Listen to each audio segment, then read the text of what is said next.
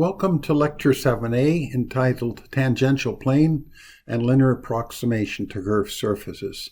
The material for this lecture is coming from section 15.6 of the text, and the objectives are to give motivation to the importance of approximating multivariable functions about a given position, and also develop confidence in visualizing and sketching a tangential plane.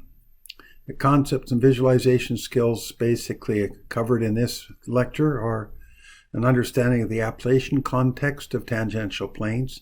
They come up in various circumstances, but they have different meanings. And secondly, visualizing and sketching tangential planes. Note, we briefly discussed tangential planes when we introduced multivariable differentiability in Lecture 4b, but here we go into far more detail.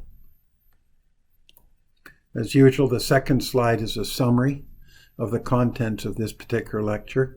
I just want you to look at the items in the bottom, which are bolded or highlighted in blue. First of all, items 2 and 3 are not in the textbook. All right, these are specifically in these lectures and class notes. Item 2 here, note 2 that is, item 2a is discussed in assignment 1. But you're not responsible for this material. And note 3, item 6 is discussed in assignment 2, the shorter version. It's also in the longer version, but this is only relevant to the things that you need to know for this course. So just to keep this in mind that the textbook is being utilized, but we have this additional material which you can reference to, or in some cases it's necessary that you are responsible for the material, particular note 3. All right, so question of approximating curves and extrapolation to higher dimensions. What's the motivation? Well, if we're given a curve, it is sometimes of interest to approximate the curve. For example, y equals f of x near a given point, and that point would be a and f evaluated a. A curve is in fact a 1D object in 2D space if we're talking basically about a single variable function. So what's the concept? The concept is that we can approximate a curve y equals fx at a given point, a, f at a, by a line that is tangent to the curve at the point a, f of a. And that's demonstrated by this figure here. Here's the curve described by y equals f of x, and here's the tangent line, tangent to the point a at f of a. Now we can basically expand this, the notion of a tangent to a curve to higher dimensions, but in higher dimensions basically we're dealing with, for example, in a two-variable system, a surface. So in this case we can approximate a curved surface, say z equals fx of y, which is this gray object, at a given point on the surface, which would be at this location, AB, and the z component is evaluated at AB, by a plane that is tangent to the curved surface. And that plane is this pink or purplish colored object. This is a plane which has orientation, but you have that plane just touching a point on the curved surface. So that means it's tangential at that point. So this is what we're dealing with when we're dealing with, for instance, a 2D, a 3D object, surface in 3D. Then we're talking about planes touching surfaces. You can expand it to higher dimensions, however, it'll be extremely difficult to visualize in terms of what that would look like. All right, so let's look at different contexts in which tangential planes occur. So the first is a tangential plane in a geometric sense. And this would be something that arises when we're dealing with kinematics, for instance, objects rolling down a hill. All right, this is covered in this particular lecture. You're not responsible for this because the details of this are in archive reading assignment 1, but this includes details that are not in the shorter version. But for those that are interested, they can always look at it. So what's the idea behind this? First of all, near a given point on a curved surface, given by z a function of x and y, the surface can be assumed to be planar in a small vicinity around a given point. The plane which just touches the curved surface at the given point on the curved surface is referred to as the tangent plane. Now, the motion of an object on a curved surface can be decomposed into a component of motion normal to the plane and two orthogonal components of motion tangential to the plane, t, at any given point on the surface. So if you look at this diagram, here's the motion of the object, just to presume for time being it's some motion. The vector basically that's parallel to the direction of motion is the unit tangent vector. The normal vector, which is this n, is this normal to the surface. And you would ask yourself, well, we sort of are interested in what this one's doing. This one is defined by the surface, but we need one additional vector to define motion in 3D. Well, we can obtain the third orthogonal vector by taking the cross product between the normal vector and the unit tangent vector. So that's shown there. And so this is what you would do at each point on the surface, and you would end up deriving a set of differential equations describing the motion of an object on a curved surface. All right, second would be time-independent physical models, also called sensitivity analysis. That's covered in this lecture. And so let's just go through quickly and describe what this is. A multivariable function can describe a physical relationship between output variables and input variables. For example, cost is a function of losses and efficiency. So that would be, for instance, if you're designing a power supply, efficiency would be important because essentially higher efficiency means less heat and also a lower operating cost.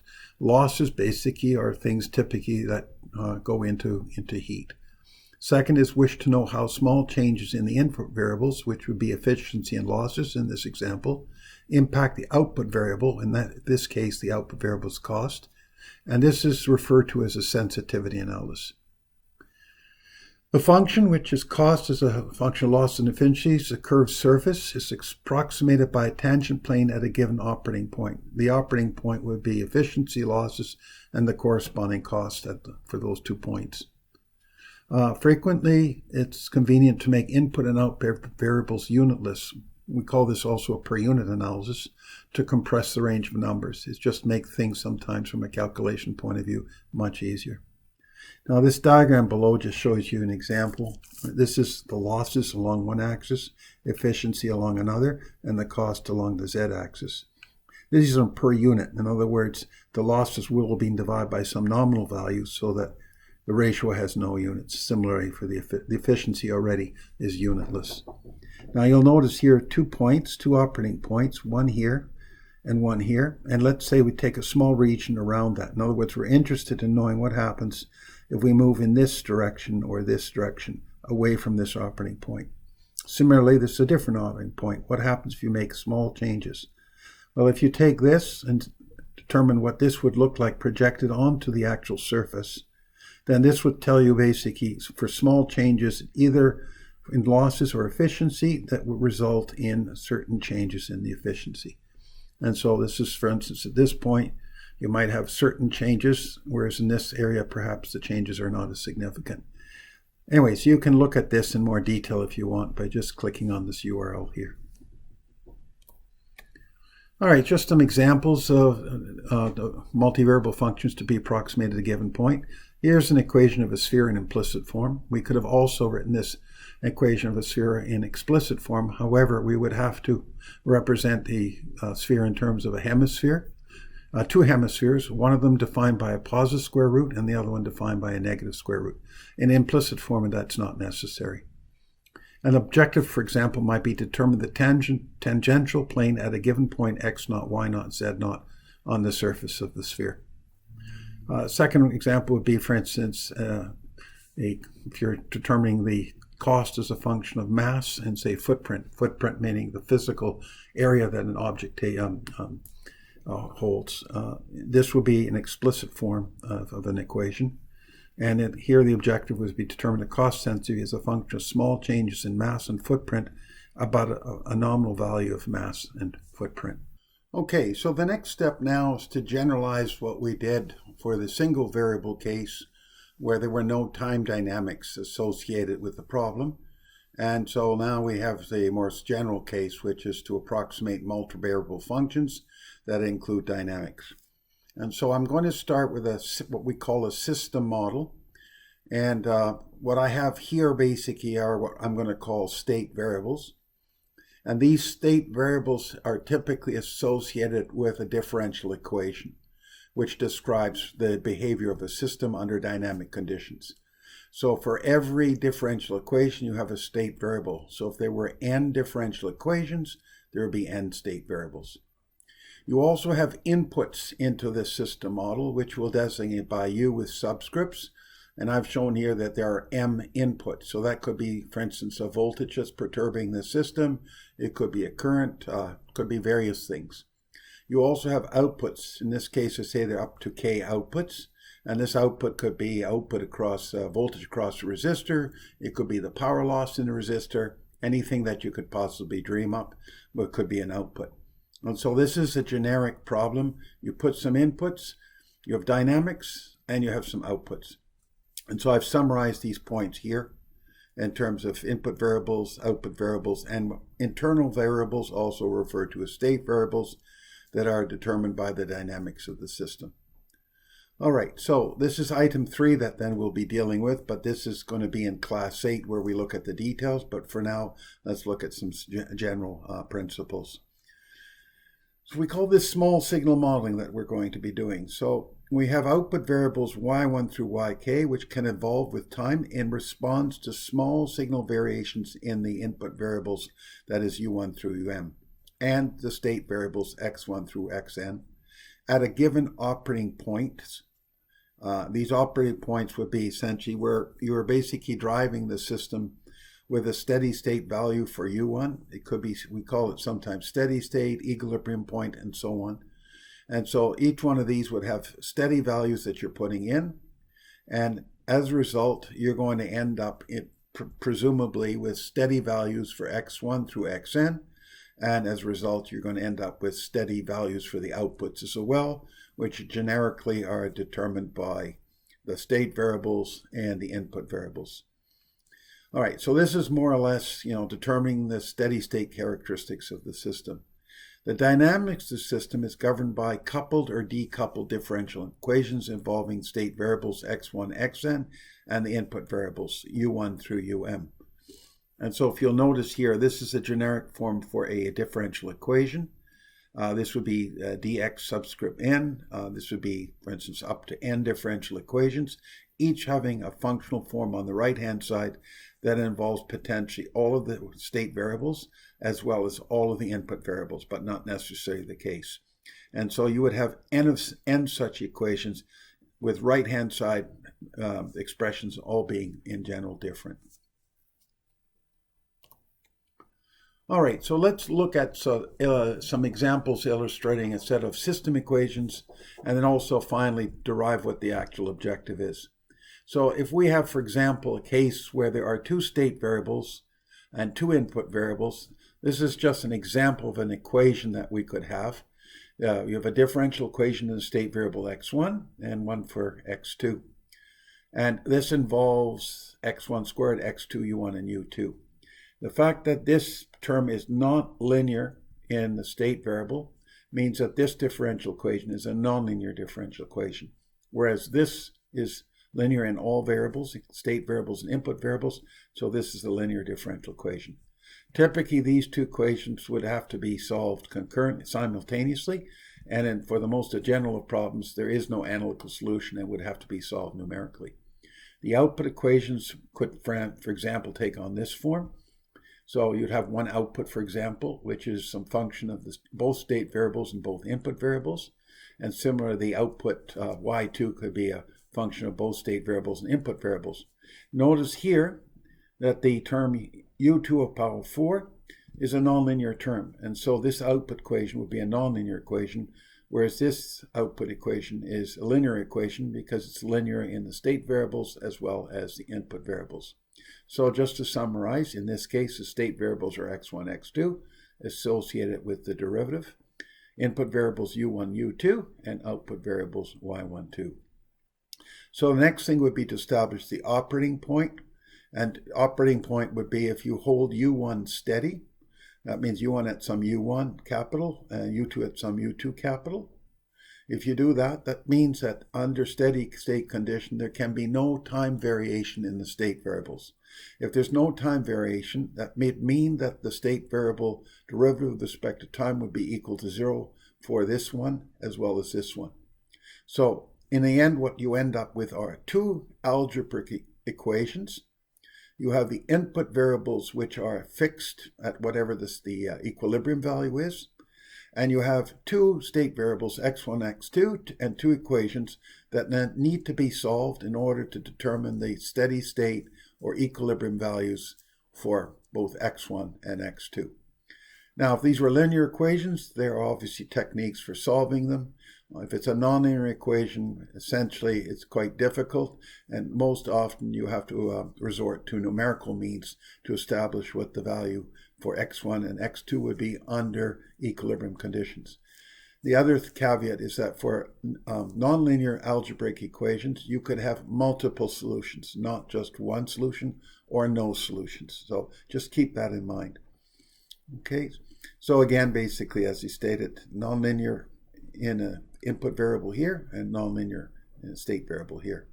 All right, so the objective would be to investigate the small signal dynamic behavior of the state variables, that is, how do they change as a function of time, as well as the output variables, in response to small signal time varying variations or perturbations in the input signals, which means U, about an operating point being the steady state values or equilibrium values, which would be U1 equals U capital 1 and U2 equals U capital 2. All right, so just a little bit more in terms of conditions under which a tangential line and tangential plane can exist. We've discussed this when we discussed differentiability, so we'll just revisit the subject. The function, so let's look at the one variable function case and then look at the two variable function case. So in this case, the function y equals f of x must be differentiable at the point of interest if we're going to basically have a tangential line. So the example that you see here, it's clear it's a smooth curve, and so a tangential line exists. In contrast here, you can see there's a cusp at the point top, which means the slope of the curve basically changes abruptly at the cusp, which means at that point, function is not differentiable. Now let's expand the notion of tangent from 1D to 2D. So if we have a curve, it's basically we call a line. If we're dealing with a surface, it's a curved surface. If we're dealing with a tangential line for one variable, then we're talking about a tangential plane for two variables. And this can be extended to higher dimensions. So if we look here, for instance, you have a smooth surface and you have this tangential plane which just touches at some point on the surface. That's by definition what we mean by tangential plane. On the other hand here, you'll notice it comes to a point. And so if you were to basically try to fit a tangential plane at this top point here, it will not be possible. So this one will not be differentiable, whereas this is differentiable. Okay, so next would be visualization of the tangential plane. So on the left here, basically, this is a 1D, a one variable case. So this is going to be just a linear approximation about this operating point. So even if I were to take this curve and just investigate how it changes in the limit, in this area would be basically a straight line. And this red line is in fact the tangential line to the point at A, f of A. Extending this to two variables where we say a tangent plane is tangent to a curved surface, we'd be looking at the position at this point here, which is AB, f evaluated AB, and the tangential plane basically will be linear in X and A. We'll just touch at this point on the surface. So this is, again, a more of a diagrammatic view in terms of if we looked at a tiny little section at this point on the surface and investigate what the surface features looks like. We can see that it looks curved, but if you make it smaller and smaller, then this approximates that of a flat surface. All right, so there are a number of interactive visualizations of a tangential plane you can look at. This is example one. So you can basically play with which octant you want to look at. You can zoom in. You can look at basically a number of things in this particular example. Second example, there's another one.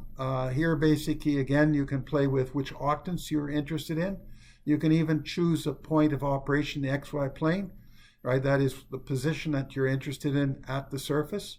You can see also there's a blue vector which indicates the normal to the surface. And the red vector would be tangential to a particular curved line. Anyways, you can investigate this in more detail if you wish. All right, so that basically concludes Lecture 7A. Thank you for listening.